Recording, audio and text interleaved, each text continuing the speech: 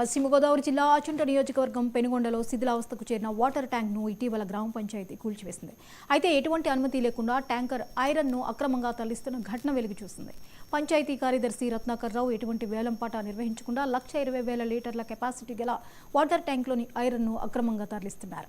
విషయం తెలుసుకున్న సిపిఎం నాయకులు పంచాయతీ దగ్గరకు చేరుకుని ధర్నా చేపట్టారు. వేలంపాట లేకుండా అక్రమంగా పంచాయతీ ఆస్తులను అన్యాక్రాంతం చేయడంపై ఉన్నతాధికారులు విచారణ చేపట్టాలని కోరారు. ఐరన్ అక్రమ తరలింపుని వెంటనే ఆపాలి.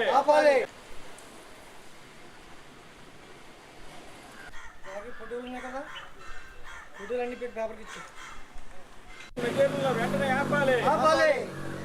పెనుగొండ వాటర్ ట్యాంక్ చెందినటువంటి ఐరన్ అక్రమ తరలింపుని వెంటనే ఆపాలి. ఐరన్ అక్రమ తరలింపుని వెంటనే ఆపాలి.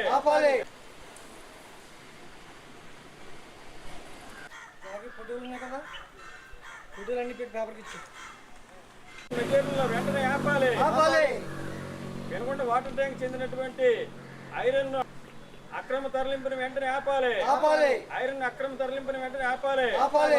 జిల్లా పెనుగొండ గ్రామ పంచాయతీ రత్నాకరరావు గారు ఎవరున్నారో సెక్రటరీగా ఆయన అనేకమైన అవకతవకలు చేస్తున్నారే. ఎటువంటి చర్యలు ఎవరో తీసుకుంటలేదు. పై అధికారులకి డబ్బు ఇచ్చి అతను మేనేజ్ చేసుకుంటున్నాడే.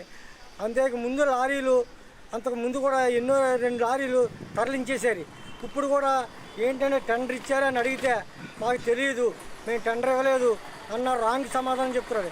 వెంటనే అంతే కాబట్టి ప్రభుత్వం చర్యలు తీసుకుని దర్యాప్తు జరిగి అతని మీద తగిన చర్యలు తీసుకోవాలని మేము సిపిఎం పార్టీగా మేము ధర్నా చేస్తున్నాం. సిపిఎం పార్టీ పెనుగొండ మండల కార్యదర్శిని షేక్ పాదుషా నా పేరు.